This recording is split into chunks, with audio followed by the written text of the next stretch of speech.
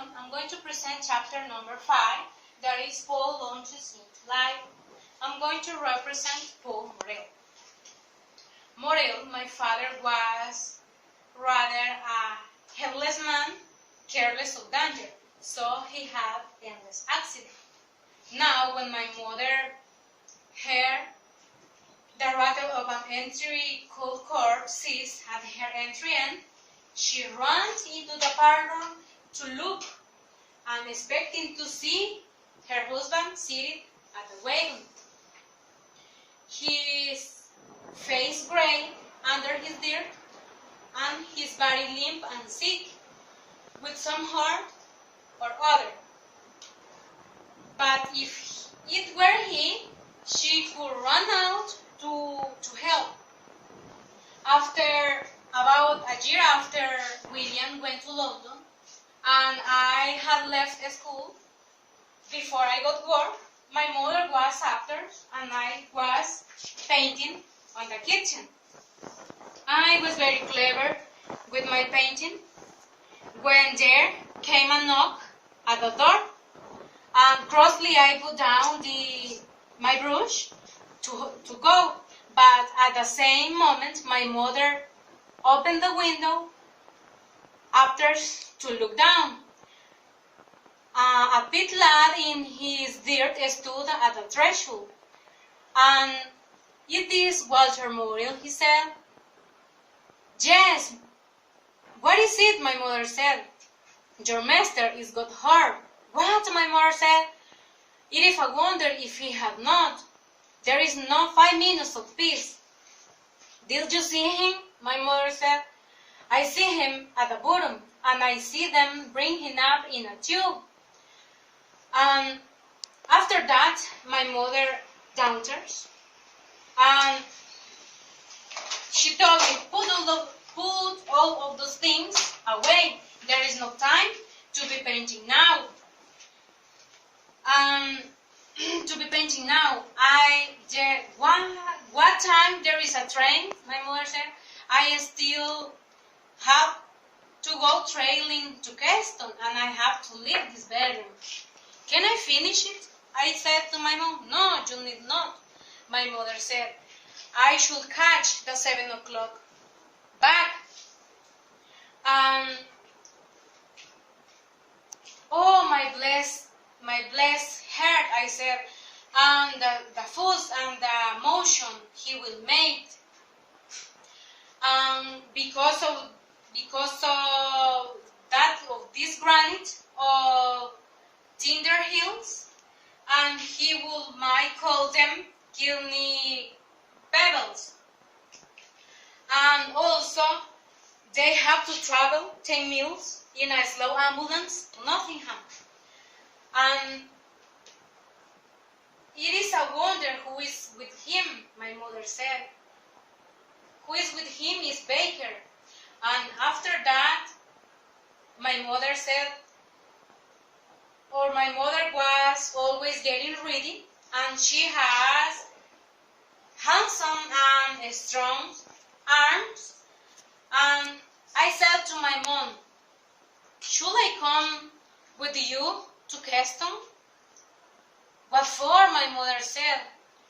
I would like to know," I said to my mother, "but can I have to prepare for my father?"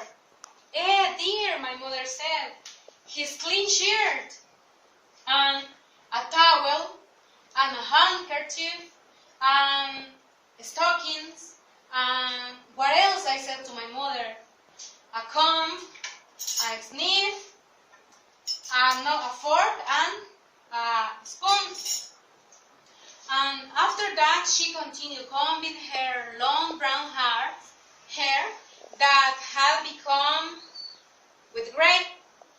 And after that, I had laid the table, and I had cut to my mother 1 or 2 pieces of bread and butter, and I put tea in her cup, and I said that she had to come, and my mother said that he can bother. because of the time. Yes, you can, I said to my mother. So she sit down and she drink a cup of tea and she eat a little of her bread. But after that, she was gone. But to walk 2 miles of a half to the hospital. When she was walking, my mother said that she felt my hair waiting for her. But while she was walking to the hospital, she was thinking in the way that she will tell us how my father was. And when she returned from the hospital, she started to tell us that the nurse said that my father had a dreadful smash because his leg had a compound fracture because of the rock that fell down in her leg. And when my mother was at the hospital with my father, she said that my father told her that in the only way that he would come from the hospital was in a wooden box. And my mother said, I know, my dear, but you don't be silly, my mother said. But if you want that the doctor carry with you in a wooden box when you feel better, it is okay. And I said that they will do it for you. And also, he's lost a lot of blood. But my mother said that he is a very clean blood man. And when my mother said that, all of us was in silence and anxious. But I said to my mother that my father always gets better because he is a strong man. And after that, Annie, my sister, took away my mother's coat and bonnet. And my mother said that she had to leave the hospital because of the children and the train. And after that, I took my brush again and I went to painting. And Arthur, my little brother, went away for cup. And Annie sit in the small. In that moment, my mother sit down on the rocking chair that my father had built for her when the first baby had come. And when my mother was sit down, she started to remain motionless, and all the things that she had done for my father. And because she was a slave for my father, and all of those kind of things. But however, when my mother was seated in her rocking chair, she started to say that when she was in the halfway of Keston, she saw that she had put a pair of old shoes of Paul, and she said that she did not know what to do with that situation because she was ashamed.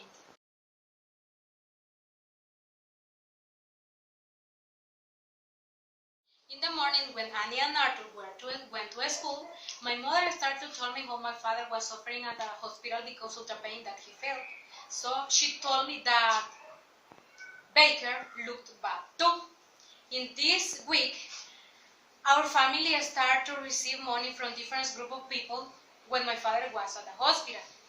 I had 14 years old and I was looking for work. So my mother told me that I have to look in the paper of the advertisement. So I went to the book reading room to look for an advertisement, and I copied an advertisement on a scrap paper. After that, I returned to my home.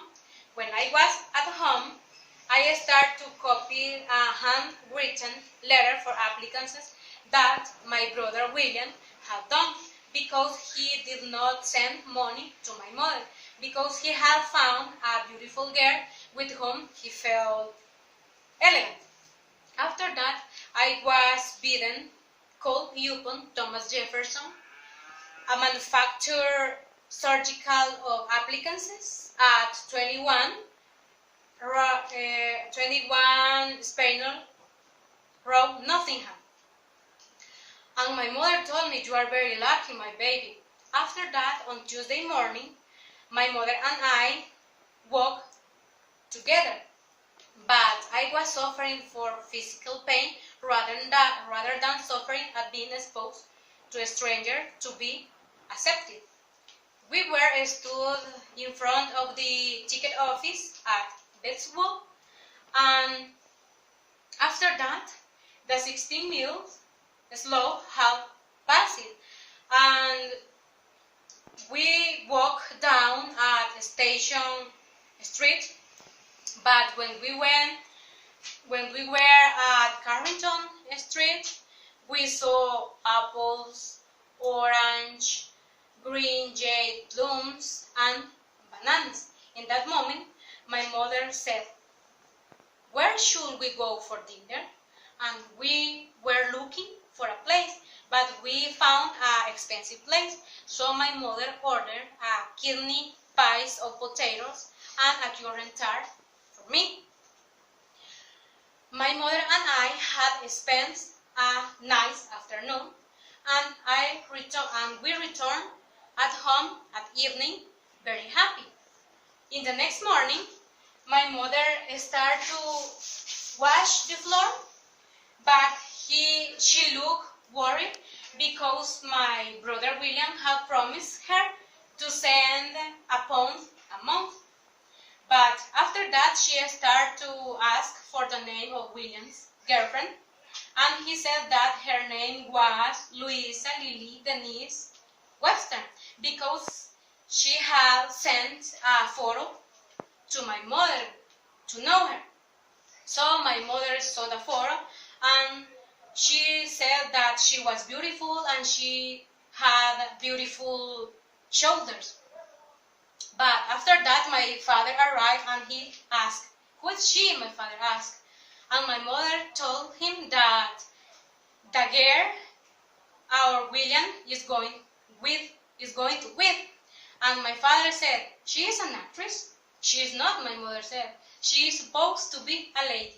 After that, my mother said some things about the photo of her and said that Louisa lived with an old aunt whom she hates and takes what bit of money given. Said that she doesn't like the photograph of Louisa because it was not better for her. And also William relied and said that she never has been a photographed, and also she sent it the picture. So she was going to send you another that I hope will please you better. So she was always being photographed. In fact, the photographer asked her if they may take her for nothing. Presently, the new photograph came with the little silly note from the girl. This time, the young lady was seen in the black satin evening bodice, cut square, and the little puff sleeve, and black lace hanging down her beautiful arms. I wonder if she ever wears anything except evening clothes, said my mom, sarcastically. I'm sure I ought to be impressive. So I said, "You are disagreeable, mother." So I said, "The first one with bare shoulder is lovely." "Did you?" replied my mother. "Well, I didn't. One Monday morning, I got up at 6 o'clock to start work, and I had a ticket season which had caused such bitterness in the pocket of my waistcoat, and my mother paid my dinner in a small shut because I have to take a train at 7:15. It was a perfect morning. I was looking over the highway of Aldersley, where the country glen and home had never put it up in so powerful. Good morning, said to my mother, but I felt unhappy. Good morning, she relied me, and she was cheerfully and tenderly. She stood in her white apron on the open road, watching me as he crossed the field. That where I determined I would get. After that, I was working in Nottingham, and now my mother has two sons in the world in two places, great centers of industries, and felt that she had put a man into each of them, that this man would work out what she wanted. We were the ivy for her, and we were of her, and our works also would be hers. All the morning long, my mother thought on mine. At 8 o'clock, I climbed the dismal stairs of Jordan's surgical appliance factory and stood helplessly against the first great purses rack, and stood helplessly against the first great parcel rack, waiting for somebody to pick me up. The place was still not awake. Over the counters were great dust sheets. Two men only had arrived, and were here talking in accord. Evidently, there was no rush of punctual listening to the voice of two clerks. Then I hear someone called, and so in the office, in the end of the room, a non-decaying clerk in a round smoking cap of a black velvet embroidered with red and green opening letters. He wanted and wanted. One of the junior clerks went to the old man, greeting him cheerily and loudly. Evidently, the old chief was there. Then the young fellow came striding importantly down to his center. He spied me. "Hello," he said. "Are you Daniel Lamb?" And I realized him. "Yes." "What's your name?" he said. And I told him, "My name is Paul Morrell." "Paul Morrell," he said, and I followed him around the rectangles of the counter. The room was second story. "All right, you come on around here," he said. When I was working in Nottingham, I meet different people, and also I meet my boss, and that his name is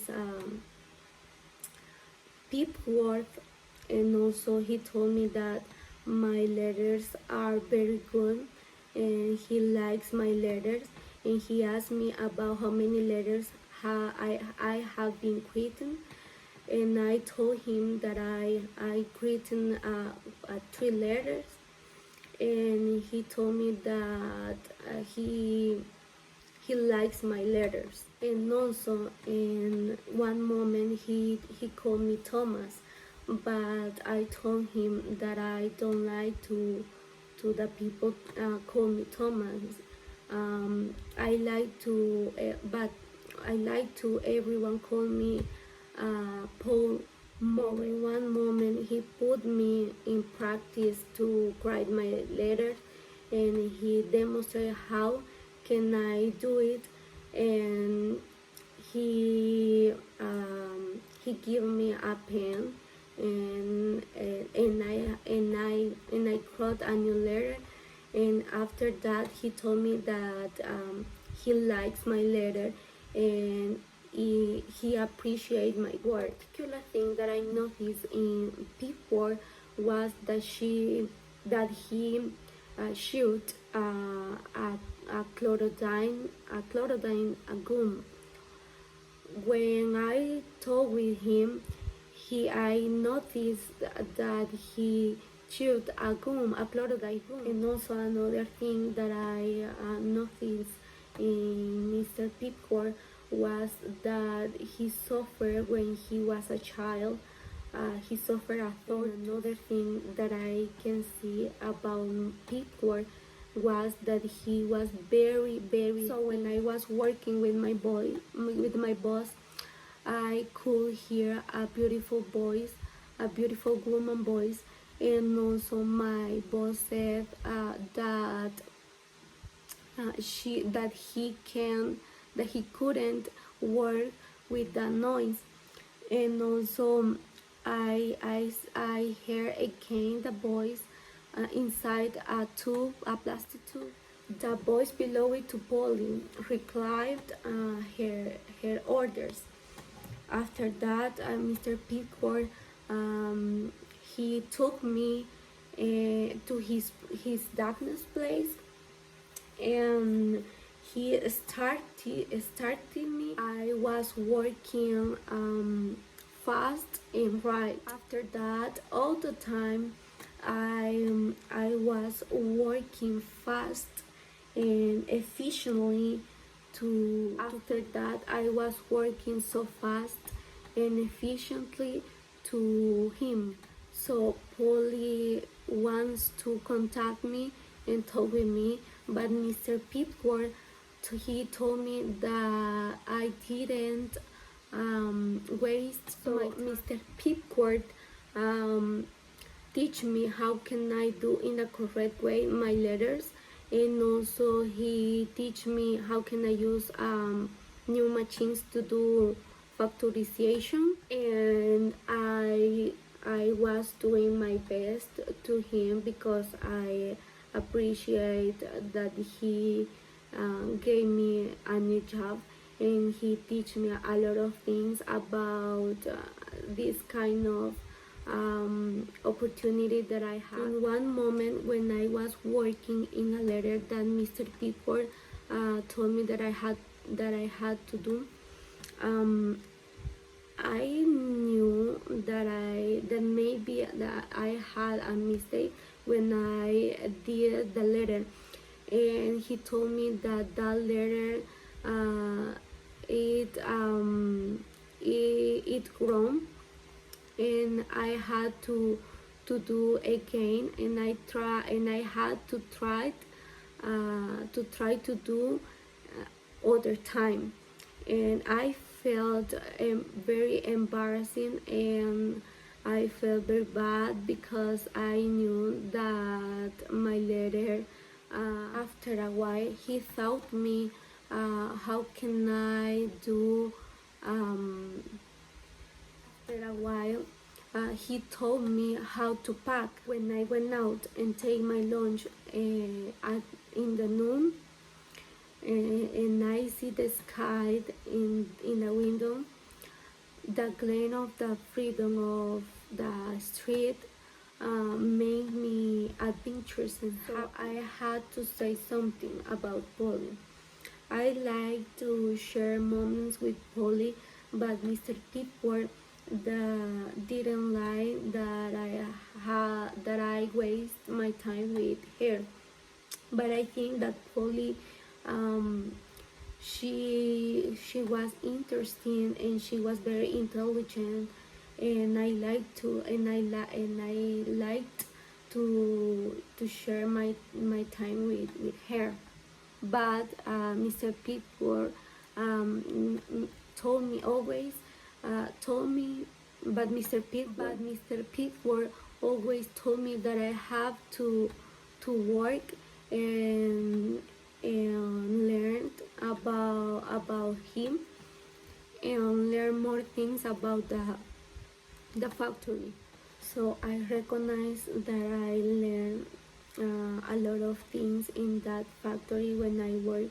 I felt very good, like I felt like a home for me because Mr. Pitcourt taught me how can I do my letters, and also he told me how can I pack, and I appreciate all the people that work with me, and I like to work in that factory, and I like to work hard, and I like to work fast, and it was a beautiful experience for me.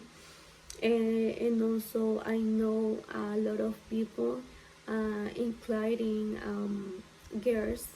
Um, I share my moments with the things that I like, and I think that is a good job. I like to work. I like my job, and I consider that I am respectful with all of them, and I think I learn a lot when I working in that factory.